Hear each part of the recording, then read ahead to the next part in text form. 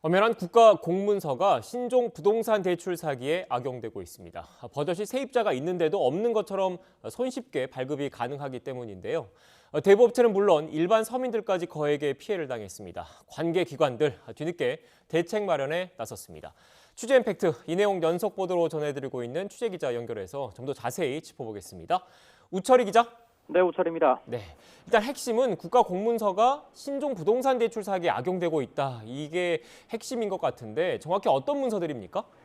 네, 전입세대 열람내역서와 확정일자 부여 현황이라는 공문서입니다. 실제로 거주하는 사람이 있는지 또 있다면 누군지 그리고 전입신고나 전월세 계약 여부를 확인하는 용도로 사용되는 공문서인데요. 전입세대 열람내역서는 행정안전부가 관리하는 공문서로서 집주인이나 세입자가 주민센터에 직접 방문해서 발급할 수 있습니다. 실제 은행 등 금융기관 대출 때 반드시 제출해야 하는 공문서이기도 한데요. 확정일자 부여 현황은 대법원이 관리하는 공문서인데 대법원 인터넷 등기소를 통해서 발급할 수 있습니다. 네, 그렇다면 이런 공문서들을 이용해서 대체 어떤 부동산 사기 피해가 벌어지고 있는 겁니까? 네, 갭 투자라고 하죠. 주로 세입자를 낀 채로 이제 빌라를 매수하는 건데요. 이렇게 신축 빌라를 매수해서 대출업자나 높은 이자를 받고 싶은 일반인들에게 접근을 합니다. 그리고는 건축업자를 사칭하거나 은행 대출이 안 나오는데 급하게 돈을 좀 써야 한다. 그러면서 빌라를 담보로 맡기고 높은 이자를 낼 테니까 돈을 좀 빌려달라 이렇게 제안을 하는 건데요. 피해자의 말을 좀 들어보실까요? 법정 이자를 기준해가지고 20% 주겠다. 제가 물건이 어떤 거냐 이야기를 하니까 안양에 빌라가 있는데 작년에 새 빌라라 그러더라고요. 그러면은 은행에 돈 빌리면 되지. 왜 내한테 그 고율 이자를 두고 빌리를 하느냐. 내가 이렇게 물었거든요. 네. 은행 대출이 지금 잠겨서 안 된대요. 네, 세입자가 있으면 담보가치 그러니까 대출 가능 금액이 감소합니다. 집이 잘못됐을 때 경매로 넘어가면 대개 세입자가 먼저 돈을 받을 권리를 갖기 때문인데요. 이때 대출을 더 많이 받고 돈 빌려주는 사람을 안심시킬 목적으로 세입자가 없다는 증거로 전입세대 열람내역서나 확정일자 부여 현황을 제출하는 겁니다. 앞서 서울중앙지방검찰청과 전주지방검찰청 군산지청에서 수사를 해서 피의자들을 재판에 넘겼고 현재 서울중랑경찰서와 서울강남경찰서 등에서 관련 수사를 이어가고 있습니다. 수사를 통해 파악된 사기 피해 금액만 100억 원 육박하고요. 아직 수사기관에 고소하지 않은 피해자들이 주장하는 피해 금액도 추가로 수십억대로 추산이 됩니다. 네, 그렇다면 먼저 이 전입세대 열람 내역서 어떤 문제가 있는 건가요?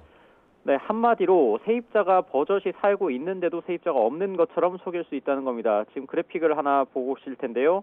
저와 함께 취재했던 촬영 기자가 본인이 살고 있는 집의 전입세대 열람내역서를 주민센터에서 발급받은 겁니다. 하나는 1904동 303호, 또 다른 하나는 제1904동 제303호 이렇게 되어 있는데요.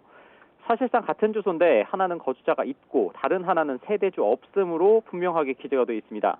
또 이 밖에도 도로명 주소 대신 집원 주소로 발급을 신청한다거나 대문자 A동을 소문자 A동으로 발급 신청하는 등 한마디로 주민등록상 주소와 조금만 다르게 발급을 신청하면 버젓이 세입자가 있어도 없는 것처럼 공문서를 발급할 수 있다는 겁니다.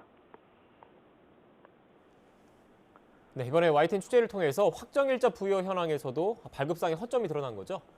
네, 전입세대 열람내역서 발급에 문제가 있다는 점을 저희 YTN이 지난달 9일에 처음 보도를 했고요. 이후에 꾸준히 같은 피해를 당했다는 제보가 이어졌습니다. 전입세대 열람내역서 피해가 대다수입니다만 며칠 전에는 확정일자 부여 현황도 세입자가 있는데도 없는 것처럼 엉터리로 발급된다는 제보가 접수됐습니다. 그래서 실제로 한번 떼봤습니다. 지금 보고 계신 그래픽인데요. 동료 취재기자의 도움으로 살고 있는 집의 확정일자 부여 현황을 대법원 인터넷 등기소에서 발급을 받았는데 제804호와 804호 이 역시도 사실상 같은 주소거든요. 그런데 하나는 세입자가 있고 다른 하나는 부여된 확정일자가 없다는 정반대의 결과가 나옵니다. 전입세대 열람내역서 같은 경우에는 주민센터에 직접 가서 발급을 받아야 하고 공무원들의 확인을 한번 거치지만 확정일자 부여 현황은 대법원 인터넷 등기소에서 부존재 확인이라는 란을 누르면 되는데요. 심지어 집주인이나 세입자가 아닌 누구나 마음먹으면 세입자가 없는 것처럼 발급할 수 있다는 게 더 허술한 점입니다. 인터뷰로도 보셨던 사기 피해자인 경북 경주에 거주하는 60대 A씨는 30년 동안 장사로 모은 돈과 은행 대출 그리고 딸의 결혼 비용까지 3억 8천만 원을 떼일 위기에 처했는데 국가 공문서를 믿었다가 낭패를 본 겁니다. 심지어 경매 절차를 통해서 세입자가 있다는 사실을 확인한 뒤에 확정일자 부여 현황을 뗐는데도 세입자가 없는 것처럼 발급됐다면서 이런 엉터리가 어딨냐 이렇게 분통을 터뜨렸습니다. 들어보시죠. 전입세대 열람은 전입세대가 아무도 없고 또 전세 세입자가 확정일자 받은 것도 하나도 없고 이렇게 돼 있었기 때문에 100% 믿었죠 이거는.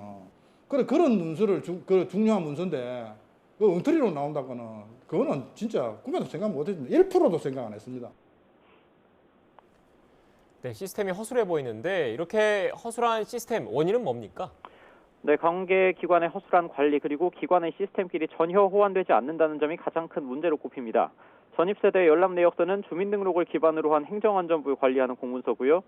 주민등록상 주소와 다르게 발급을 신청하면 아예 발급되지 않는 것이 아니라 존재하지 않는 주소다 이렇게도 아니고 세대주 없음 이렇게 발급이 된다는 게 문제입니다. 또 확정일자 부여 현황은 전월세 계약서를 기반으로 한 대법원에 관리하는 공문서인데요. 보통은 주민센터에서 확정일자를 신청하는데 그때 주민센터에 제출하는 주소 그대로 등록이 돼서 이것과 조금만 다르면 역시 확정일자 없음으로 발급이 되는데요. 대법원 관계자의 말을 한번 들어보시겠습니다. 정보제공 요청할 때 부동산 주제가 다르면 조금만 달라도 그 부동산은 확정일자 부여가 안 된 걸로 그렇게 지금 파악되는 것 같습니다. 네, 보통 등기부 등본에는 아파트 같은 집합 건물은 제 몇 호 이렇게 등록된 경우가 많습니다. 그래서 더욱 문제인데요. 대법원 등기부 등본과 행정안전부 주민등록이 서로 호환되지가 않아서 기관에서 공문서를 발급할 때 교차 확인이 불가한다는 점이 문제입니다. 네, 관계기관에서도 뒤늦게 개선책 마련에 들어갔죠?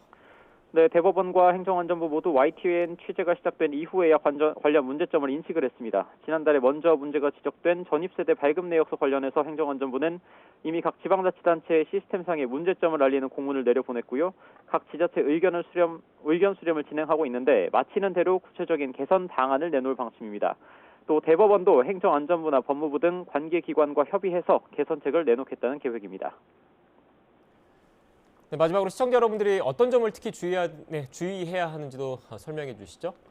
네, 처음 이 내용을 취재할 때만 해도 일부 대부업자에게만 사기 피해가 있을 것으로 생각을 했습니다. 하지만 개인 간 돈 거래를 하는 경우라면 일반인에게도 충분히 사기 피해가 발생할 수 있다는 점이 확인됐고 그런 만큼 주의가 필요합니다. 무엇보다 빌라를 담보로 돈을 빌려달라고 하면 일단 의심해야 하고요. 전입세대 열람 내역서나 확정일자 부여 현황만 믿을 게 아니라 반드시 그것도 여러 차례에 걸쳐서 해당 빌라를 방문해서 세입자 거주 여부를 확인해야 합니다. 사기 피해자들은 문패를 바꾸거나 가족이 잠시 살고 있는 것이니 걱정하지 않아도 된다는 식으로 속이기 때문에 더더욱 주의하셔야 합니다. 또 수사기관도 조금 더 적극적으로 나설 필요가 있습니다. 피해자들에게 구속 또는 실형 선고가 내려지면 혹시 돈을 받지 못할까 봐 피해자 중에 고소하지 않는 경우도 적지 않습니다. 또 제보자들이 돈을 빌려줬다는 사람들의 이름이 다 다른데요. 이 점은 공문서 발급의 허점을 미리 알기가 쉽지 않다는 점에서 사기 피해자들끼리 서로 수법을 공유해서 굉장히 많이 퍼졌을 가능성이 있기 때문에 또 금액도 크기 때문에 검찰과 경찰이 수사를 서두를 필요가 있습니다. 네, 지금까지 사회부 우철희 기자와 함께 관련 내용 짚어봤습니다. 오늘 말씀 고맙습니다.